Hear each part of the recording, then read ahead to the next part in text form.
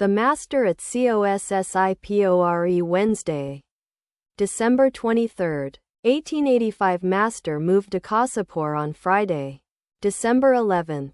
Sri Ramakrishna was moved to a beautiful house at Kasipur, a suburb of Calcutta. The house was situated in a garden covering about 5 acres of land and abounding in fruit trees and flowering plants. Here the final curtain fell on the Master's life. At Kasipur he set himself with redoubled energy to the completion of the work of spiritual ministration he had begun long before at Dakshineswar. Realizing that the end of his physical life was approaching, he gave away his spiritual treasures without stint to one and all.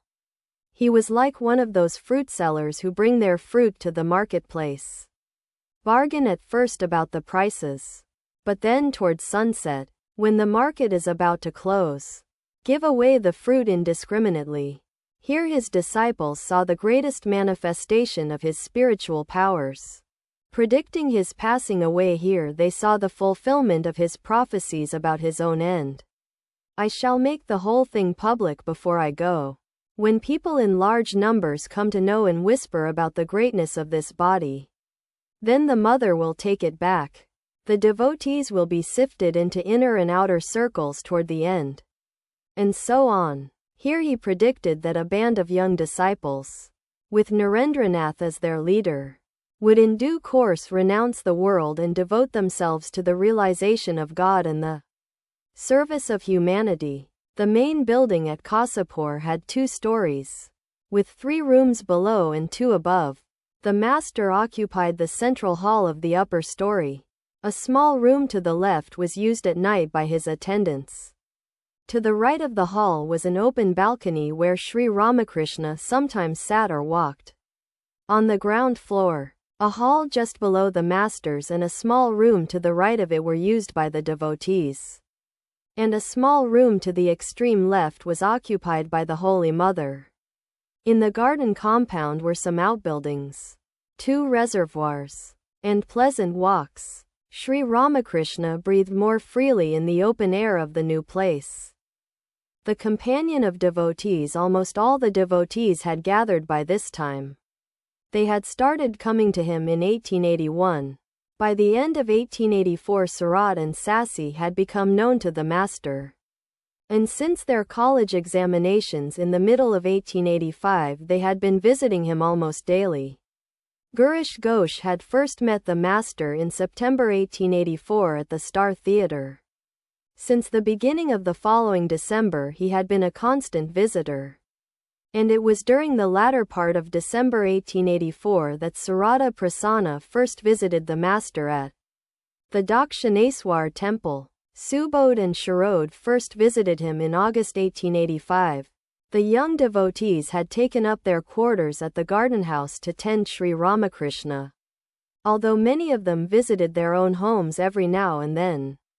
The householders came to see the Master almost every day, and some of them occasionally spent the night. Master's love for devotees. On the morning of December 23, Sri Ramakrishna gave unrestrained expression to his love for the devotees. He said to Niranjan, "You are my father. I shall sit on your lap." Touching Kalapata's chest, he said, "May your inner spirit be awakened." He stroked Kalapata's chin affectionately and said, "Whoever has sincerely called on God or performed his daily religious devotions will certainly come here." In the morning 2 ladies received his special blessing. In a state of samadhi he touched their hearts with his feet. They shed tears of joy. One of them said to him, weeping, "You are so kind." His love this day really broke all bounds. He wanted to bless Gopal of Sinthi and said to a devotee, "Bring Gopal here." It was evening. Sri Ramakrishna was absorbed in contemplation of the Mother of the Universe. After a while he began to talk very softly with some of the devotees. Kali, Chunalal, M.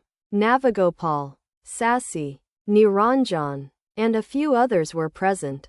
"Master, 2M. Buy a stool for me." "What will it cost?" "M. Between 2 and 3 rupees." "Master, If a small wooden seat costs only 12 annas, why should you have to pay so much for a stool? Perhaps it won't cost so much. Master, tomorrow is Thursday. The latter part of the afternoon is inauspicious. Can't you come before 3 o'clock? Yes, sir, I shall. Master, well, can you tell how long it will take me to recover from this illness? It has been aggravated a little and will take some days. Master, how long? Perhaps 5 to 6 months. Hearing this, Sri Ramakrishna became impatient, like a child, and said, So long? What do you mean? I mean, sir, for complete recovery. Quote, significance of the Master's illness. Master.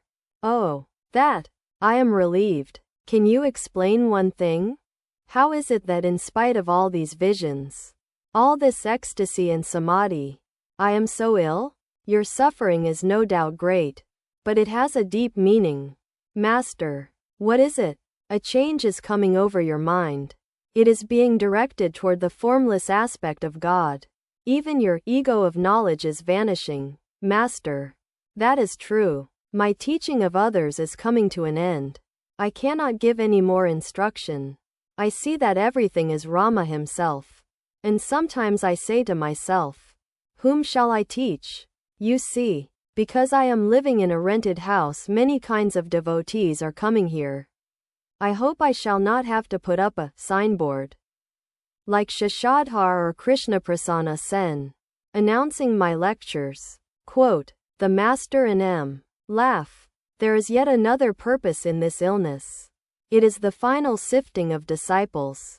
The devotees have achieved in these few days what they could not have realized by 5 years. Tapasya. Their love and devotion are growing by leaps and bounds. Master, that may be true, but Niranjan went back home. To Niranjan, please tell me how you feel. Niranjan, formerly I loved you, no doubt, but now it is impossible for me to live without you. One day I found out how great these young men were. Master, where? Sir, one day I stood in a corner of the house at Sayapakor and watched the devotees. I clearly saw that every one of them had made his way here through almost insurmountable obstacles and given himself over to your service. As Sri Ramakrishna listened to these words, he became abstracted. He was silent a few moments. Presently he went into samadhi. Regaining consciousness of the outer world, he said to I saw everything passing from form to formlessness. I want to tell you all the things I saw, but I cannot. Well, this tendency of mine toward the formless is only a sign of my nearing dissolution. Isn't that so? Wonderingly. It may be, Master. Even now I am seeing the formless indivisible Satchidananda just like that. But I have suppressed my feelings with great difficulty. What you said about the sifting of disciples was right. This illness is showing who belong to the inner circle and who to the outer. Those who are living here, renouncing the world, belong to the inner circle. And those who pay occasional visits and ask, how are you, sir? Belong to the outer circle. Didn't you notice Bhavanath? The other day he came to Sayapakor dressed as a bridegroom and asked me, how are you? I haven't seen him since. I show him love for Narendra's sake, but he is not in my thought anymore. Different classes of devotees. 2. When God assumes a human body for the sake of his devotees, many of his devotees accompany him to this earth. Some of them belong to the inner circle, some to the outer circle, and some become the suppliers of his physical needs. The great visions. I experienced one of my first ecstasies when I was 10 or 11 years old. As I was going through a meadow to the shrine of Vasalaksi. What a vision! I became completely unconscious of the outer world. I was 22 or 23 when the Divine Mother one day asked me in the Kali temple, do you want to be Akshara? I didn't know what the word meant. I asked Haladari about it. He said, Keshara means Jiva, living being. Akshara means Paramatman, the Supreme Soul. At the hour of the evening worship in the Kali temple, I would climb to the roof of the Kuthi and cry out, "O devotees, where are you all? Come to me soon. I shall die of the company of worldly people." I told all this to the Englishmen. They said it was all an illusion of my mind. Perhaps it is, I said to myself, and became calm. But now it is all coming true. The devotees are coming. 5 suppliers of the Master's needs. The Divine Mother also showed me in a vision the 5 suppliers of my needs. First, Mathur Babu, and second, Sambhu Malik, whom I had not then met. I had a vision of a fair-skinned man with a cap on his head. Many days later, when I first met Sambhu, I recalled that vision. One realized that it was he whom I had seen in that ecstatic state. I haven't yet found out the 3 other suppliers of my wants. But they were all of a fair complexion. Surendra looks like one of them. When I attained this state of God consciousness, a person exactly resembling myself thoroughly shook my Ida, Pingala, and Sushumna nerves. He licked with his tongue each of the lotuses of the 6 centers. And those drooping lotuses at once turned their faces upward. And at last the Sahasrara lotus became full-blown. Master's foreseeing of the coming of devotees, the Divine Mother used to reveal to me the nature of the devotees before their coming. I saw with these 2 eyes, not in a trance, the Kirtan party of Chaitanya going from the banyan tree to the bakul tree in the Panchavati. I saw Balaram in the procession, and also, I think, yourself, meaning M. Chuni's spiritual consciousness and yours, too, have been awakened by frequent visits to me. In a vision I saw that Sasi and Surat had been among the followers of Christ under the banyan tree in the Panchavati. I had a vision of a child. Ride said to me, "Then a son will soon be born to you." I said to him, "But I regard all women as mother. How can I have a son? That child is Rakal." I said to the Divine Mother, "O Mother, since you have placed me in this condition, provide me with a rich man." That is why Mathur served me for 14 years. And in how many different ways. At my request he arranged a special storeroom for the sadhus. He provided me with carriage and palanquin. And whatever I asked him to give to anyone, he gave. The Brahmani identified him with Prataprudra. Vijay had a vision of this form, meaning himself. "How do you account for it?" Vijay said to me, "I touched it exactly as I am touching you now."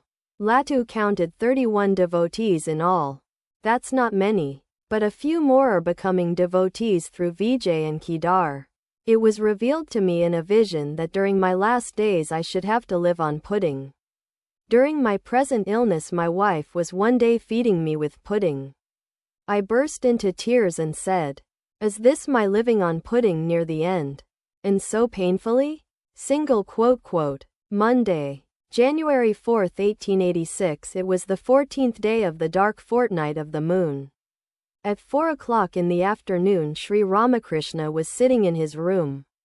He told M. that Ram Chatterjee had come from the Kali temple at Dakshineswar to inquire about his health. He asked M. whether it was now very cold at the temple garden. Master and Narendra arrived.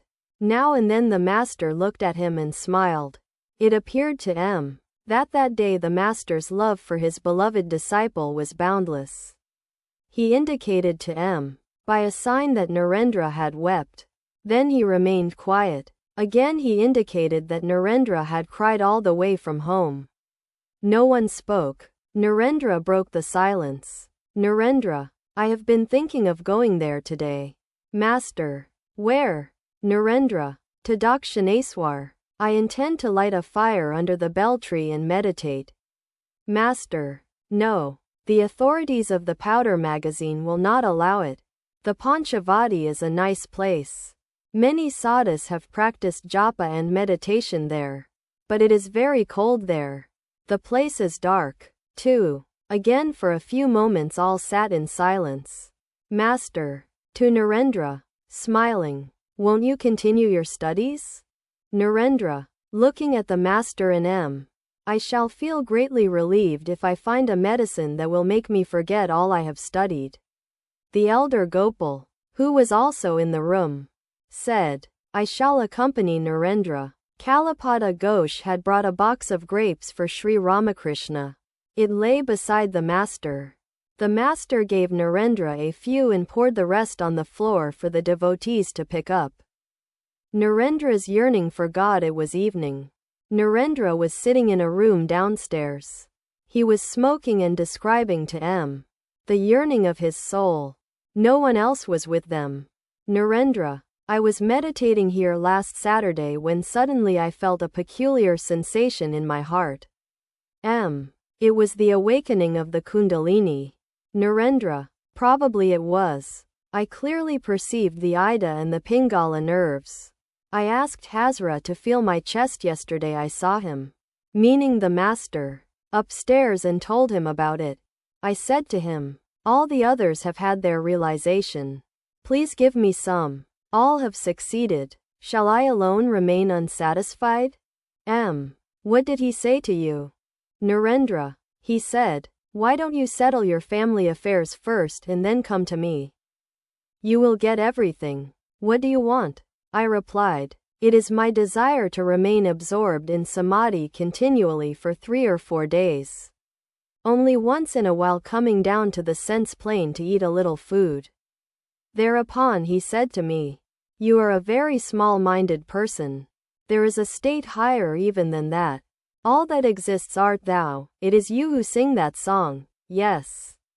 He always says that after coming down from samadhi one sees that it is God himself who has become the universe, the living beings, and all that exists. The Isvarakotis alone can attain that state.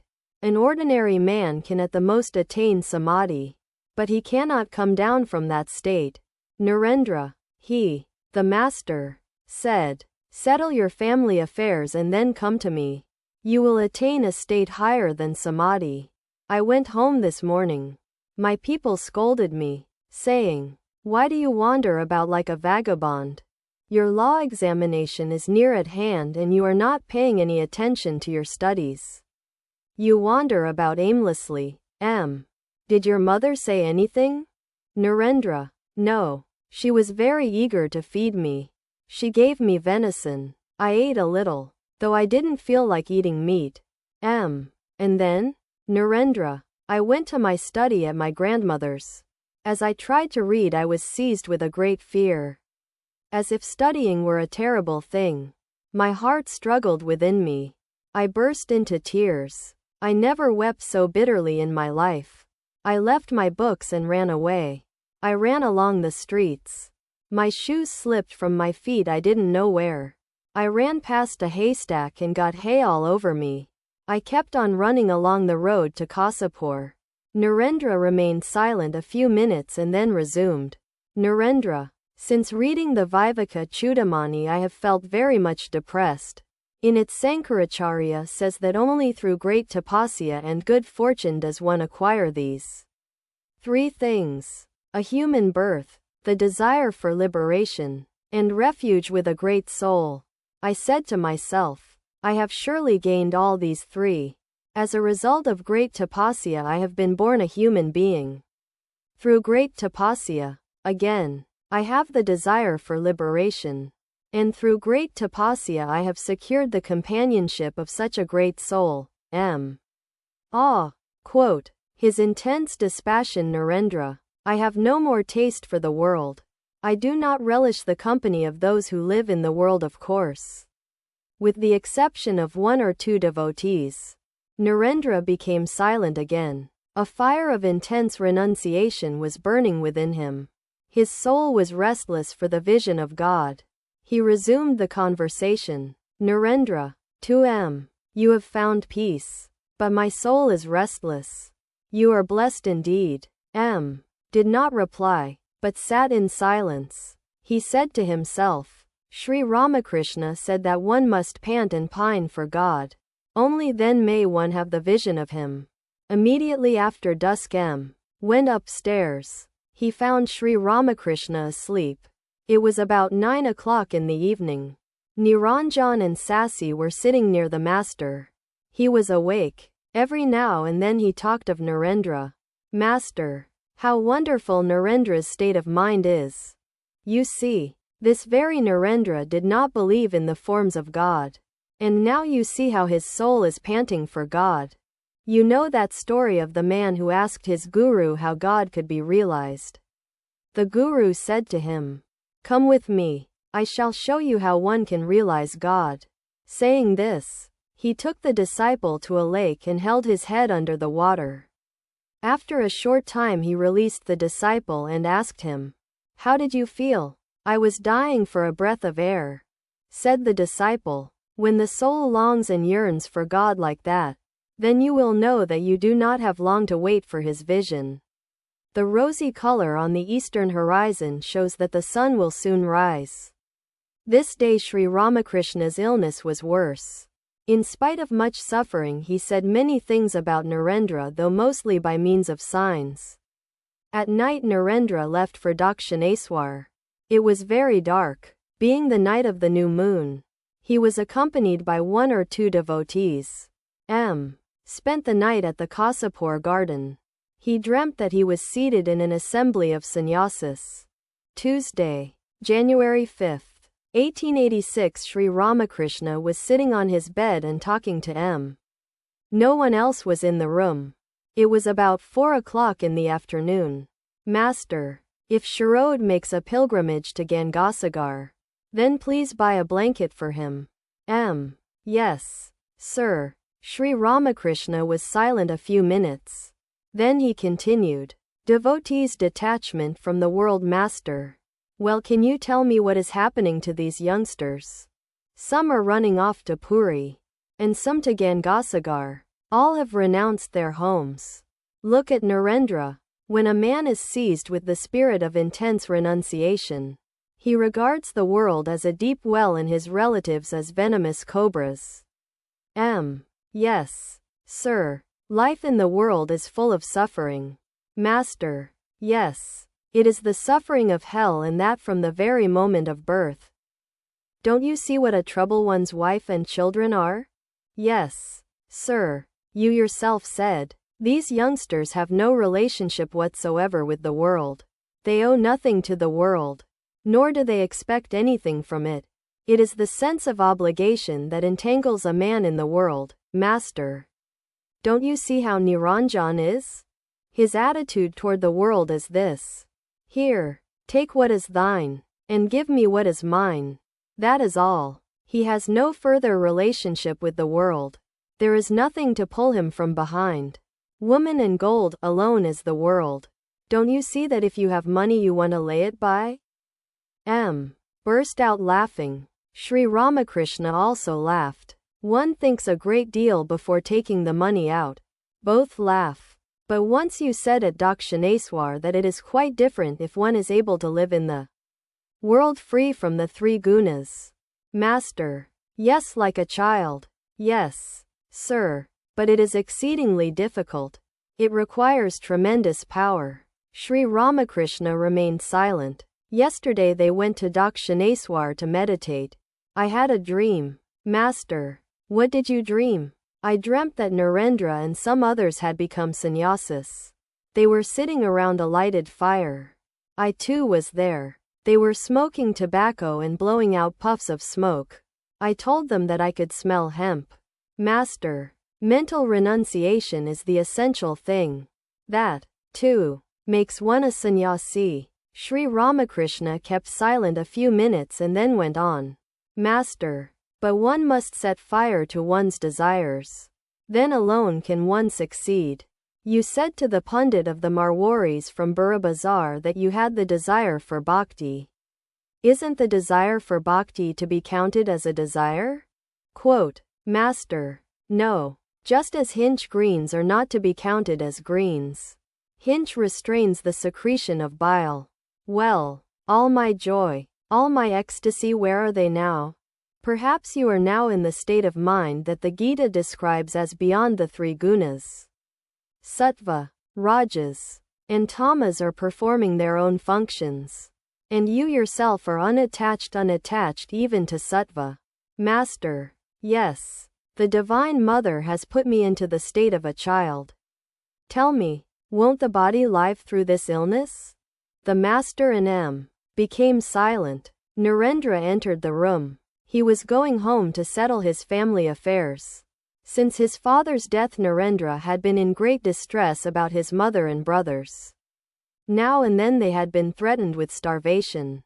Narendra was the family's only hope. They expected him to earn money and feed them. But Narendra could not appear for his law examination.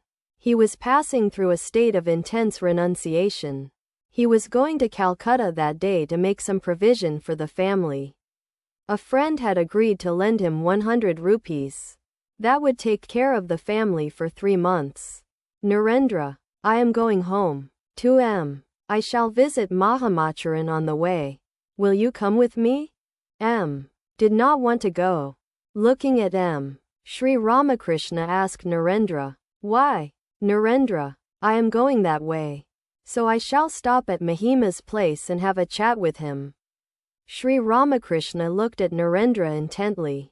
Narendra, a friend who comes here said he would lend me 100 rupees. That will take care of the family for 3 months. I am going home to make that arrangement.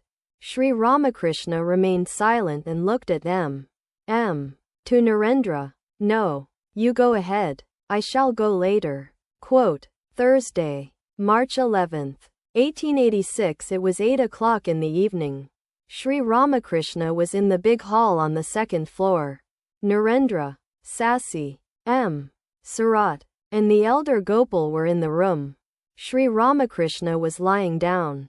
Surat stood by his bed and fanned him. The master was speaking about his illness. Master, if some of you go to Dakshineswar and see Bholanath, he will give you a medicinal oil and also tell you how to apply it. The elder Gopal, then we shall go for the oil tomorrow morning.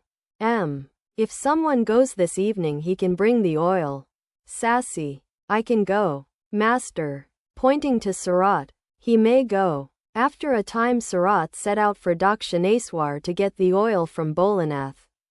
The devotees, sitting around Sri Ramakrishna's bed, were silent. Suddenly the master sat up. He spoke to Narendranath. Brahman is beyond the gunas, master. Brahman is without taint. The 3 gunas are in Brahman, but it is itself untainted by them. You may find both good and bad smells in the air, but the air itself is unaffected. Sankaracharya was going along a street in Benares. An outcast carrying a load of meat suddenly touched him. What? Said Sankara. You have touched me. Revered sir, said the outcast. I have not touched you nor have you touched me. The Atman is above all contamination. And you are that pure Atman. Brahman and Maya, of Brahman and Maya. The Janani rejects Maya. Maya is like a veil.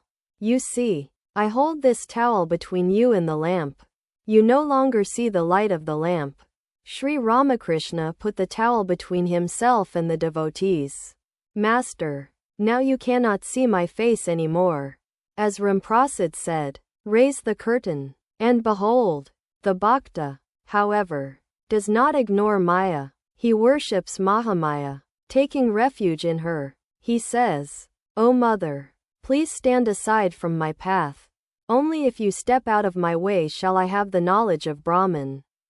The Jay and Anis explain away all 3 states: waking, dream, and deep sleep, but the Bhaktas accept them all. As long as there is the ego, everything else exists. So long as the I exists, the Bhakta sees that it is God who has become Maya, the universe, the living beings, and the 24 cosmic principles. Narendra and the other devotees sat silently listening. Master, but the theory of Maya is dry. To Narendra, repeat what I said. Narendra, Maya is dry. Sri Ramakrishna affectionately stroked Narendra's face and hands and said, Your face and hands show that you are a bhakta. But the Janani has different features. They are dry, wicked ego and spiritualized ego, even after attaining jnana. The Janani can live in the world, retaining Vidya Maya, that is to say, bhakti, compassion, renunciation, and such virtues. This serves him two purposes. First, the teaching of men, and second, the enjoyment of divine bliss. If a Janani remains silent, merged in samadhi, then men's hearts will not be illumined. Therefore Sankaracharya kept the ego of knowledge. And further, a Janani lives as a devotee, in the company of bhaktas, in order to enjoy and drink deep of the bliss of God. The ego of knowledge and the ego of devotion can do no harm. It is the wicked I that is harmful. After realizing God, a man becomes like a child. There is no harm in the ego of a child. It is like the reflection of a face in a mirror. The reflection cannot call names. Or it is like a burnt rope, which appears to be a rope but disappears at the slightest puff.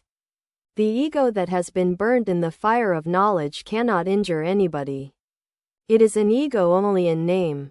Returning to the relative plane after reaching the absolute is like coming back to this shore of a river after going to the other side.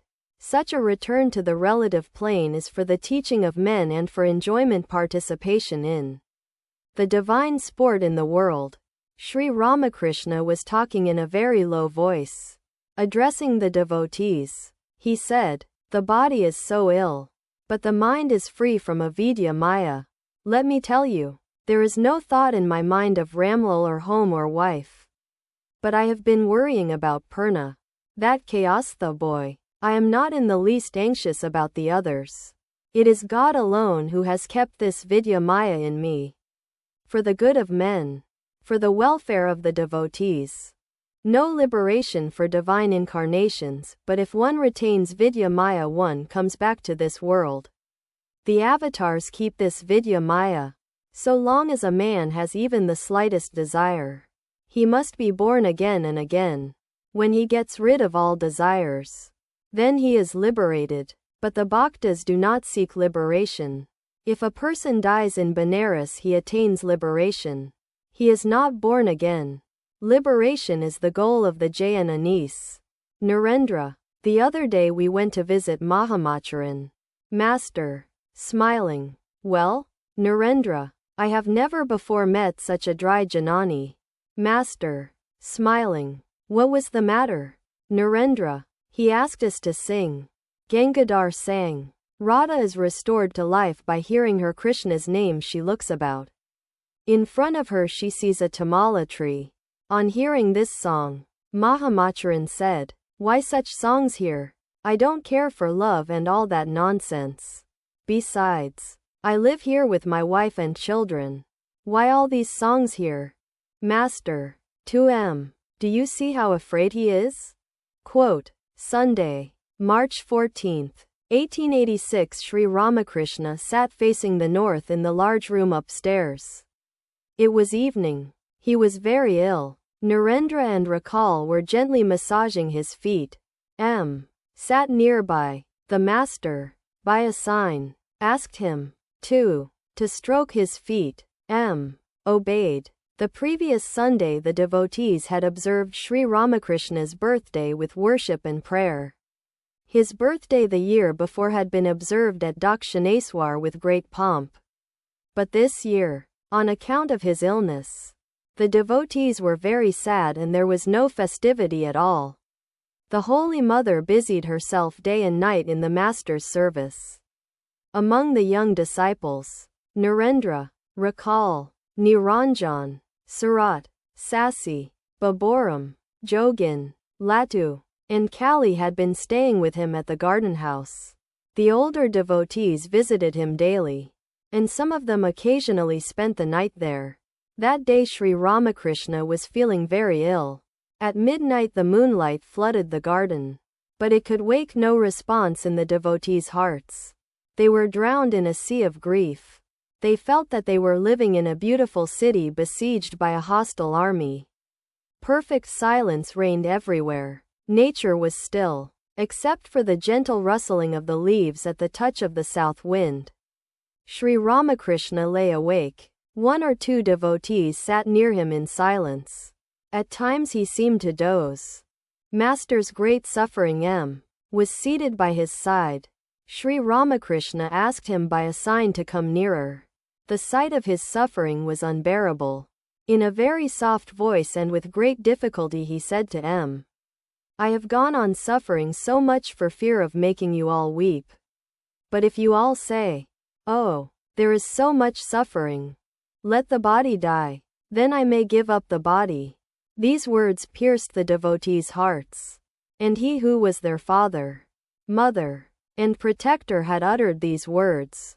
What could they say? All sat in silence. Some thought, is this another crucifixion, the sacrifice of the body for the sake of the devotees? It was the dead of night. Sri Ramakrishna's illness was taking a turn for the worse. The devotees wondered what was to be done. One of them left for Calcutta. That very night Girish came to the garden house with two physicians, Upendra and Navagopal. The devotees sat near the master.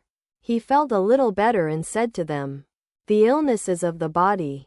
That is as it should be. I see that the body is made of the 5 elements. Turning to Girish, he said, I am seeing many forms of God. Among them I find this one also, meaning his own form. Quote, Monday, March 15, 1886, about 7 o'clock in the morning, Sri Ramakrishna felt a little better. He talked to the devotees, sometimes in a whisper, sometimes by signs. Narendra, Rakal, Latu, M. Gopal of Sinthi, and others were in the room. They sat speechless and looked grave, thinking of the master's suffering of the previous night, his vision of unity. Master, to the devotees, do you know what I see right now? I see that it is God Himself who has become all this.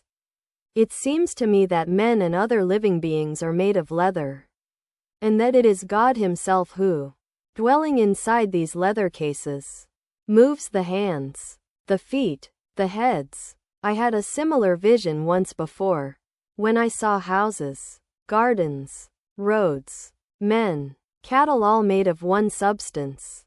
It was as if they were all made of wax. I see that it is God Himself who has become the block, the executioner, and the victim for the sacrifice. As he describes this staggering experience, in which he realizes in full the identity of all within the one being, he is overwhelmed with emotion and exclaims, "Ah, what a vision!" Immediately Sri Ramakrishna goes into samadhi. He completely forgets his body and the outer world. The devotees are bewildered, not knowing what to do. They sit still. Presently the master regains partial consciousness of the world and says, "Now I have no pain at all. I am my old self again." The devotees are amazed to watch this state of the master, beyond pleasure and pain, weal and woe. He casts his glance on Latu and says, "There is Loto." He bends his head, resting it on the palm of his hand. I see that it is God Himself who rests his head on his hand. Sri Ramakrishna looks at the devotees and his love for them wells up in 1,000 streams like a mother showing her tenderness to her children. He touches the faces and chins of Rakal and Narendra. Master about himself. A few minutes later he says to M. If the body were to be preserved a few days more, many people would have their spirituality awakened. He pauses a few minutes. But this is not to be. This time the body will not be preserved. The devotees eagerly await the master's next words. Such is not the will of God. This time the body will not be preserved, lest, finding me guileless and foolish, people should take advantage of me, and lest I, guileless and foolish as I am, should give away everything to everybody. In this Kali Yuga, you see, people are averse to meditation and japa. Rakal, tenderly, please speak to God that He may preserve your body some time more. Master, that depends on God's will. Narendra, your will and God's will have become one. Sri Ramakrishna remains silent. He appears to be thinking about something. Master, to Narendra, Rakal, and the others. And nothing will happen if I speak to God. Now I see that I and the mother have become one. For fear of her sister-in-law, Radha said to Krishna, "Please dwell in my heart." But when, later on, she became very eager for a vision of Krishna, so eager that her heart pined and panted for her beloved, he would not come out. Recall, in a low voice, to the devotees. He is referring to God's incarnation as Gauranga. The devotees sit silently in the room. Sri Ramakrishna looks at them tenderly. Then he places his hand on his heart. He is about to speak. Master, to Narendra and the others. There are two persons in this. 1. The Divine Mother. He pauses. The devotees eagerly look at him to hear what he will say next.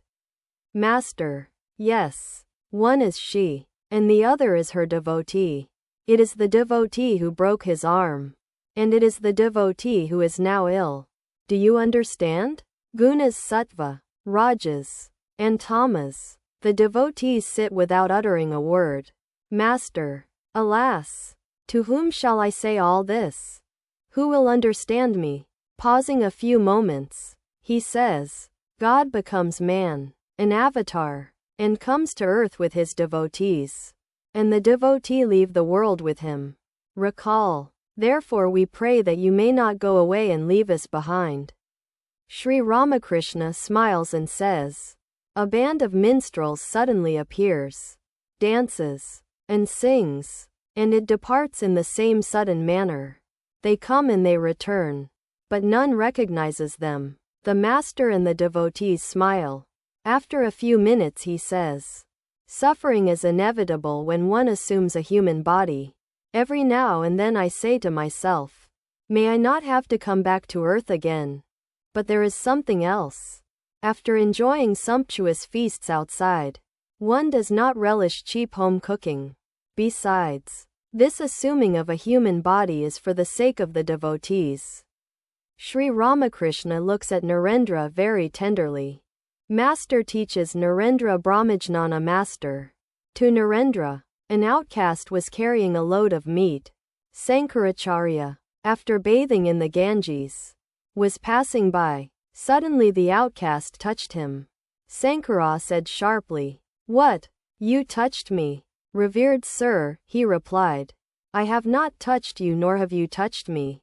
Reason with me. Are you the body, the mind, or the buddhi? Analyze what you are. You are the pure Atman, unattached and free, unaffected by the three. Do you know what Brahman is like?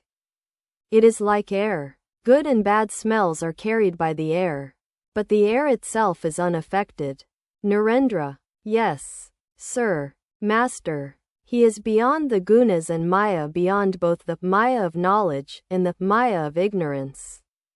Woman and gold is the maya of ignorance. Knowledge, renunciation, devotion, and other spiritual qualities are the splendors of the maya of knowledge. Ego of knowledge. Sankaracharya kept this maya of knowledge. And that you and these others feel concerned about me is also due to this maya of knowledge. Following the maya of knowledge, step by step, one attains the knowledge of Brahman. This maya of knowledge may be likened to the last few steps of the stairs. Next is the roof. Some, even after reaching the roof, go up and down the stairs. That is to say, some even after realizing God, retain the ego of knowledge. They retain this in order to teach others, taste divine bliss, and sport with the devotees of God. Narendra. Some people get angry with me when I speak of renunciation. Master. In a whisper. Renunciation is necessary, pointing to his different limbs. If one thing is placed upon another, you must remove the one to get the other. Can you get the second thing without removing the first? Narendra. True, sir. Master. In a whisper. To Narendra. When one sees everything filled with God alone, does one see anything else? Narendra. Must one renounce the world? Master. Didn't I say just now? When one sees everything filled with God alone, does one see anything else? Does one then see any such thing as the world? I mean mental renunciation. Not one of those who have come here is a worldly person. Some of them had a slight desire, for instance. A fancy for woman. Recall an M. Smile. And that desire has been fulfilled. The master looks at Narendra tenderly and becomes filled with love. Looking at the devotees, he says, "Grand." With a smile, Narendra asks the master, "What is grand?" Master, smiling, "I see that preparations are going on for a grand renunciation." Narendra and the devotees look silently at the master.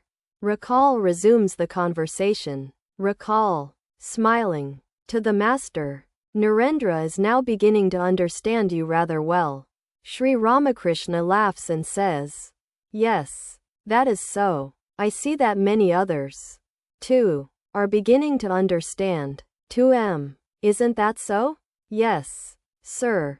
Narendra and M. Sri Ramakrishna turns his eyes to Narendra and M. and by a sign of his finger draws the attention of the devotees to them. He first points out Narendra and then M. Rakal understands the master's hint and says to him with a smile, "Don't you mean that Narendra has the attitude of a hero? And he, meaning M, that of a handmaid of God?" Sri Ramakrishna laughs. Narendra, smiling, to Rakal, "He, meaning M, doesn't talk much and is bashful. Is that why you say he is a handmaid of God?" Master, smiling, to Narendra, "Well, what do you think of me?" Narendra, "You are a hero, a handmaid of God, and everything else." These words fill Sri Ramakrishna with divine emotion. He places his hand on his heart and is about to say something. He says to Narendra and the other devotees, "I see that all things, everything that exist, have come from this." He asks Narendra by a sign, "What did you understand?" Narendra, "All created objects have come from you." The master's face beams with joy. He says to Rakal, "Did you hear what he said?" Sri Ramakrishna asks Narendra to sing. Narendra intones a hymn. His mind is full of renunciation. He sings, "Unsteady is water on the lotus petal. Just as unsteady is the life of man. One moment with a sadhu is the boat that takes one across the ocean of this world." Narendra has hardly finished one or two lines when Sri Ramakrishna says to him by a sign, "What are you singing? That is a very insignificant attitude. A very commonplace thing." Now Narendra sings about the love of Krishna, impersonating one of his handmaids. How strange, O friend, are the rules of life and death. The youth of Braha has read away, and this poor maid of Braha soon will die. Madhava is in love with other maids more beautiful than I. Alas, he has forgotten the milkman's artless daughter. Who would ever have guessed, dear friend, that he, a lover so tender, so divine, could be a beggar simply for outward charm? I was a fool not to have seen it before, but carried away by his beauty, I yearned alone to hold his 2 feet to my breast. Now I shall drown myself in the Jamuna's stream, or take a draught of poison, friend, or I shall bind a creeper round my neck, or hang myself from a young tamala tree, or, failing all of these, destroy my wretched self by chanting Krishna's name." Sri Ramakrishna and the devotees are greatly moved by the song. The master and Rakal shed tears of love. Narendra is intoxicated with the love of the gopis of Braha for their sweetheart, Sri Krishna, and sings, "O Krishna, beloved, you are mine. What shall I say to you? O Lord, what shall I ever say to you? Only a woman am I, and never fortune's favorite. I do not know what to say. You are the mirror for the hand, and you are the flower for the hair. O friend, I shall make a flower of you and wear you in my hair. Under my braids I shall hide you. Friend, no one will see you there. You are the betel leaf for the lips, the sweet collyrium for the eyes. O friend, with you I shall stain my lips. With you I shall paint my eyes. You are the sandal paste for the body. You are the necklace for the neck. I shall anoint myself with you, my fragrant sandal paste, and soothe my body and my soul. I shall wear you, my lovely necklace, here about my neck, and you will lie upon my bosom, close to my throbbing heart. You are the treasure in my body. You are the dweller in my house. You are to me, O Lord, what wings are to the flying bird, what water is to the fish.